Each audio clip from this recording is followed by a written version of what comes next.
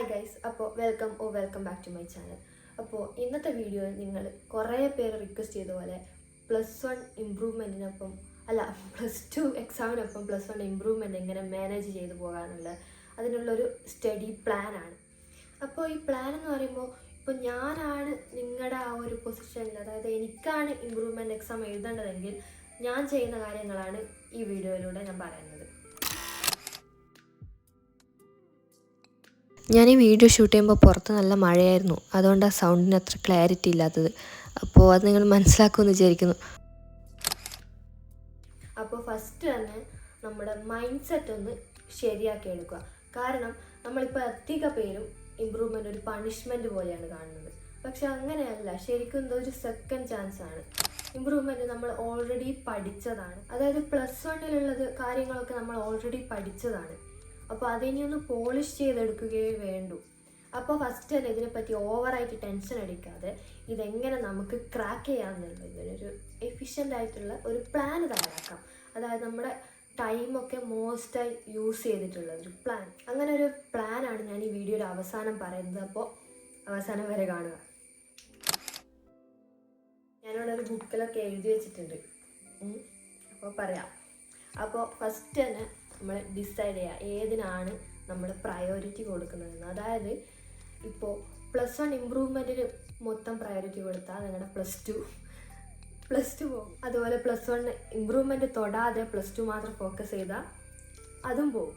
അപ്പോൾ ഇത് രണ്ടും ഒന്ന് ബാലൻസ് ചെയ്ത് കൊണ്ടുവരണം, അല്ലേ? ഇപ്പോൾ നിങ്ങൾക്ക് +1 ഡബിൾ പാസ്സൊക്കെ ഉണ്ട്. ജസ്റ്റ് ഒരു മാർക്ക് കൂടാൻ വേണ്ടി, പെർസെൻറ്റേജ് കൂടാൻ വേണ്ടിയാണ് നിങ്ങൾ ഇമ്പ്രൂവ്മെൻറ്റ് എഴുതുന്നതെങ്കിൽ ഞാൻ പറയും നിങ്ങൾ +2 കുറച്ചും കൂടി കൂടുതൽ ഫോക്കസ് കൊടുത്തതിന് ശേഷം മാത്രം ഇമ്പ്രൂവ്മെൻറ്റിന് ഫോക്കസ് കൊടുക്കുക. ഇനി അങ്ങനെയല്ല, +1 നിങ്ങൾക്ക് മാർക്ക് നല്ല കുറവാണ്, ഡബിൾ പാസ് പോയിട്ട് പാസ് മാർക്ക് പോലും ഇല്ലെങ്കിൽ ഞാൻ പറയും അതിന് ഇമ്പ്രൂവ്മെൻറ്റിന് കുറച്ചുകൂടി +2 ഫോക്കസ് കൊടുക്കുക. കാരണം അവിടെ മാർക്ക് നേടാൻ ഈസി ആയിരിക്കുമല്ലോ.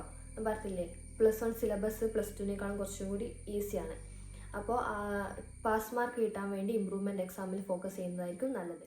അപ്പോൾ ഞാൻ ഇപ്പോൾ പറയുന്ന പ്ലാന്, അതായത് +1 ഓൾറെഡി ഡബിൾ പാസ്സൊക്കെ ഉണ്ട്, ജസ്റ്റ് മാർക്കോ അല്ലെങ്കിൽ പെർസെൻറ്റേജ് കൂടാൻ വേണ്ടിയാണ് എഴുതുന്നതെങ്കിൽ അവർക്ക് വേണ്ടിയിട്ടുള്ളൊരു പ്ലാനാണ്. ഇതിലെ മെയിൻ പാർട്ട് എന്ന് പറയുന്നത് നമ്മുടെ ടൈം നല്ല എഫിഷ്യൻ്റായിട്ട്, നല്ല സ്മാർട്ടായിട്ട് യൂസ് ചെയ്യാം. അതായത് നമുക്ക് സ്കൂളുള്ള ഡേയ്സിൽ, അതായത് മൺഡേ ടു ഫ്രൈഡേ, അപ്പോഴാണ് സാധാരണ സ്കൂളുള്ള ദിവസം. അപ്പോൾ നമ്മുടെ സ്കൂളിൽ നിന്ന് എടുക്കുന്ന, അതായത് +2 സബ്ജക്ട്സ് ഫോക്കസ് ചെയ്ത് പഠിക്കുക. ആൻഡ് വീക്കെൻഡ്സ്, അതായത് സാറ്റർഡേ, സൺഡേ അല്ലെങ്കിൽ ഹോളിഡേയ്സ്, അങ്ങനത്തെ ദിവസങ്ങളിൽ നമ്മൾ +1 ഓൾറെഡി പഠിച്ച കാര്യങ്ങൾ ഒന്നും കൂടി റിവൈസ് ചെയ്യുക. അതായത് ഇമ്പ്രൂവ്മെൻ്റ് എക്സാമിന് വേണ്ടി ഡെയിലി പഠിക്കാൻ നിന്നാൽ ചിലപ്പോൾ +2 കൈവിട്ട് പോകാൻ ചാൻസ് ഉണ്ട്. അതുകൊണ്ടാണ് ഞാനിങ്ങനെ. അത് മാത്രമല്ല, ഇമ്പ്രൂവ്മെൻറ്റ് എക്സാം എഴുതുമ്പോൾ നിങ്ങൾക്ക് എന്തായാലും 6 വിഷയങ്ങൾക്ക് എഴുതാൻ പറ്റില്ല, കൂടിപ്പോയാൽ 3 വിഷയങ്ങൾക്കല്ലേ എഴുതാൻ പറ്റൂ. അപ്പോൾ അതിന് വേണ്ടി ഈ ഒരു വീക്കെൻഡ്സിൽ ടൈം കണ്ടുപിടിക്കുക. അപ്പോൾ വീക്കെൻഡ്സിൽ ഇമ്പ്രൂവ്മെൻറ്റിന് മാത്രമായിട്ട് മെനക്കെടരുത്.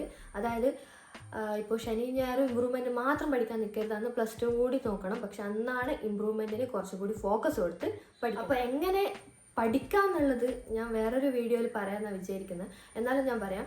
ഫസ്റ്റ് കോൺസെപ്റ്റ്സ് ക്ലിയർ ആക്കിയിട്ട് നെക്സ്റ്റ് പ്രീവിയസ് ക്വസ്റ്റ്യൻസിലേക്ക് പോവുക. ഓക്കെ, എന്നിട്ട് പിന്നെ ചെറിയ ക്വസ്റ്റ്യൻ ബാങ്ക്സ് കണ്ടുപിടിച്ച് ചെയ്യാൻ വേണം. അതിന് ശേഷം ചെയ്യേണ്ടത് ഒരു മന്ത് വൈസ് പ്ലാൻ ഉണ്ടാക്കുക. അതായത് ഇപ്പോൾ ഞാൻ ഈ വീഡിയോ ഇടുമ്പോൾ ജൂലൈയിലാണ്. അപ്പോൾ നിങ്ങൾക്ക് ഡിസംബർ വരെയാണ് സമയം ഇമ്പ്രൂവ്മെൻറ്റിന് വേണ്ടി പഠിക്കാൻ. കാരണം ഡിസംബർ കഴിഞ്ഞ് ജനുവരി, ഫെബ്രുവരി ആകുമ്പോഴത്തേക്ക് നമുക്ക് ബോർഡ് എക്സാമിന് വേണ്ടി ഫോക്കസ് ചെയ്യേണ്ടി വരും. അതായത് എസ്പെഷ്യലി സയൻസ് സ്റ്റുഡൻസ് ആണെങ്കിൽ ജനുവരി തൊട്ട് തന്നെ അവരുടെ പ്രാക്ടിക്കൽസ്, മോഡൽ പ്രാക്ടിക്കൽസും, പിന്നെ പ്രാക്ടിക്കൽസായി പിന്നെ മോഡൽ എക്സാമായി. അപ്പോൾ അതിന് വേണ്ടി തന്നെ ടൈം പോകും. അപ്പോൾ ഇമ്പ്രൂവ്മെൻറ്റിന് വേണ്ടി സമയം ഉണ്ടാവില്ല. അപ്പോൾ നമുക്ക് മന്ത് വൈസ് ആയിട്ടുള്ള ഒരു ഇമ്പ്രൂവ്മെൻറ്റ് സ്റ്റഡി പ്ലാൻ നോക്കാം. അപ്പോൾ ഫസ്റ്റ് തന്നെ പഠിക്കേണ്ട വിഷയങ്ങളുടെ ഒരു ചെക്ക് ലിസ്റ്റ് തയ്യാറാക്കുക. ഞാനിവിടെ ഫിസിക്സ് എക്സാമ്പിളായിട്ട് എടുത്തിട്ട് പറയാം. അപ്പോൾ ഫിസിക്സിൽ 14 ചാപ്റ്റേഴ്സാണ് ഉള്ളത്. അപ്പോൾ ഓരോ ചാപ്റ്ററും നിങ്ങൾക്ക് ഈസി, മീഡിയം, ഹാർഡ് എന്നിങ്ങനെ നിങ്ങളുടെ ഒരു ലെവൽ അനുസരിച്ചിട്ട് അടയാളപ്പെടുത്തി വെക്കുക. അപ്പോൾ എൻ്റെ കാര്യം എടുക്കുകയാണെങ്കിൽ എനിക്ക് ഈ കണ്ടന്റ് ഹെവി ആയിട്ടുള്ള ചാപ്റ്റേഴ്സ്, അതായത് ഫ്ലൂയിഡ് മോഷൻ, അതേപോലെ first 3 chapters motion in straight line, plane and laws of motion, ഇതൊക്കെ കുറച്ച് ഹാർഡായിരുന്നു. കാരണം ഇതൊക്കെ കുറേ പഠിക്കാനുള്ളതുകൊണ്ട് ഇതൊക്കെ എൻ്റെ ഹാർഡ് കാറ്റഗറിയിലായിരുന്നു. അതേപോലെ കുറച്ച് സിമ്പിളായിട്ടുള്ള സോളിഡ്സ്, അങ്ങനത്തെ ചാപ്റ്റേഴ്സൊക്കെ എൻ്റെ ഈസി. എന്നിട്ട് ഇനി വരുന്ന ഓരോരോ മാസത്തേക്കും ഏതൊക്കെ ചാപ്റ്റേഴ്സ് പഠിക്കണമെന്ന് ഞാൻ ഓൾറെഡി അസൈൻ ചെയ്ത് വെക്കും. അതായത് ഇപ്പോൾ ഞാൻ ഈ വീഡിയോ എടുക്കുന്നത് ജൂലൈയിലാണ്. അപ്പോൾ July, August, September, October, November, December വരെയുള്ള ഓരോ മന്തിലേക്കും ഏതൊക്കെ ചാപ്റ്റേഴ്സ് പഠിക്കണമെന്ന് ഞാൻ അസൈൻ ചെയ്ത് വെക്കും. അപ്പോൾ ഒരു ടിപ്പ് പറയാം. ലാസ്റ്റ് മന്ത് നിങ്ങൾ ഒരു ചാപ്റ്റേഴ്സും പഠിക്കാൻ അസൈൻ ചെയ്യാതെ അത് ഫുൾ ഓൺ റിവിഷന് വേണ്ടി യൂസ് ചെയ്യുക. അതായത് ഇപ്പോൾ ഡിസംബറിൽ നിങ്ങൾ പ്രത്യേകിച്ച് ചാപ്റ്റേഴ്സ് ഒന്നും പുതിയതായിട്ട് പഠിക്കാതെ ഓൾറെഡി പഠിച്ചത് റിവൈസ് ചെയ്യാൻ വേണ്ടി ഉപയോഗിക്കുക. അപ്പോൾ നിങ്ങൾക്ക് എത്ര മാസമുണ്ട്? 5 മാസമുണ്ട്. 5 മാസം 14 ചാപ്റ്റേഴ്സ്. അപ്പോൾ ഓരോ മാസവും 3 ചാപ്റ്റേഴ്സ് വീതം കൊടുത്താൽ അത് കംപ്ലീറ്റ് ആകും. അപ്പോൾ ഓരോ മന്തിലും നിങ്ങൾക്കറിയാം ഒരു ഹാർഡ് ചാപ്റ്റർ, ഒരു മീഡിയം ചാപ്റ്റർ, ഒരു ഈസി ചാപ്റ്റർ അങ്ങനെ കൊടുക്കുകയാണെങ്കിൽ നിങ്ങൾക്ക് കുറച്ചും കൂടി അതൊരു ഈസി ആയിരിക്കും. അത് നിങ്ങളുടെ ഒരു ലെവലിനനുസരിച്ച് ചെയ്തു. ഞാനാണെങ്കിൽ ഒരു ഈസി, ഒരു മീഡിയം, ഒരു ഹാർഡ് ചാപ്റ്റർ. അപ്പോൾ അതങ്ങനെ കൃത്യമായിട്ട് ചിലപ്പോൾ എല്ലാം ഹാർഡായിരിക്കും, കുറേ ഈസി ആയിരിക്കും. അപ്പോൾ അതിനനുസരിച്ച് നിങ്ങളതൊന്ന് ബാലൻസ് ചെയ്തിട്ട് ഓരോ മന്തിലേക്കും അസൈൻ ചെയ്യും. അപ്പോൾ ഇതാണ് നമ്മുടെ സ്റ്റഡി പ്ലാൻ. അപ്പോൾ ഇനിയുള്ള ഡിസംബർ വരെ ലോക്ക് ഇൻ ആയിരിക്കണം. അതായത് വേറെ ഡിസ്ട്രാക്ഷൻസ് ഒന്നുമില്ല. നിങ്ങളുടെ ഗോൾ എന്താണ്? ഇമ്പ്രൂവ്മെൻറ്റും +2 ബാലൻസ് ചെയ്യാനാണെങ്കിൽ അത് തന്നെ ഫോക്കസ് ചെയ്യുക. വേറെ അങ്ങോട്ടും ഇങ്ങോട്ടും ഒന്നും പോകാതെ ഇങ്ങനെ സ്ട്രെയിറ്റ് ആയിട്ട് ഫോക്കസ് ചെയ്താൽ നിങ്ങൾക്ക് ഉറപ്പായിട്ടും രണ്ടും ബാലൻസ് ചെയ്ത് രണ്ടിലും ഒരു നല്ല മാർക്ക് നേടാം. അപ്പോൾ നിങ്ങളുടെ ചാപ്റ്റേഴ്സ് ട്രാക്ക് ചെയ്യാൻ വേണ്ടി നിങ്ങൾക്ക് ബുള്ളറ്റ് ജേണലോ പ്ലാനറ്റ്സോ അല്ല ജസ്റ്റ് കലണ്ടേഴ്സോ ഒക്കെ യൂസ് ചെയ്യാം. പിന്നെ പഠിക്കുമ്പോൾ ഈസി ആക്കാൻ വേണ്ടി പോമഡോറോ ടെക്നിക്ക് യൂസ് ചെയ്യാം. പിന്നെ അതുപോലെ ഓരോ ചാപ്റ്റർ പഠിക്കുമ്പോൾ നിങ്ങൾക്ക് റിവാർഡൊക്കെ കൊടുക്കാൻ നിങ്ങൾക്ക് തന്നെ, അതായത് കുറച്ച് നേരം സ്ക്രീൻ ടൈം ഞാൻ റെക്കമെൻഡ് ചെയ്യില്ല, എന്നാലും അങ്ങനെയൊക്കെ കുറച്ചും കൂടി ഫണ്ണായിട്ട് പഠിക്കാം. പിന്നെ പഠിക്കുമ്പോൾ ഞാൻ നേരത്തെ പറഞ്ഞ പോലെ കോൺസെപ്റ്റ്സ് ക്ലിയർ ആക്കുക, പിന്നെ ക്വസ്റ്റ്യൻസിലേക്ക് നീങ്ങുക. അപ്പോൾ ഓൾ ദി ബെസ്റ്റ്. അപ്പോൾ ഈ വീഡിയോ ഇഷ്ടപ്പെട്ട സബ്സ്ക്രൈബ് ചെയ്യുക, ലൈക്ക് ചെയ്യുക, പിന്നെ ഷെയർ ചെയ്യുക.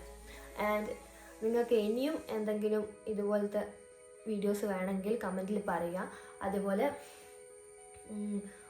ഇതിനെപ്പറ്റിയുള്ള ഇമ്പ്രൂവ്മെൻറ്റിന് വേണ്ടി ബുള്ളറ്റ് ജേണൽസോ അങ്ങനത്തെ എന്തെങ്കിലും വേണമെങ്കിലും കമൻറ്റിൽ പറയാം.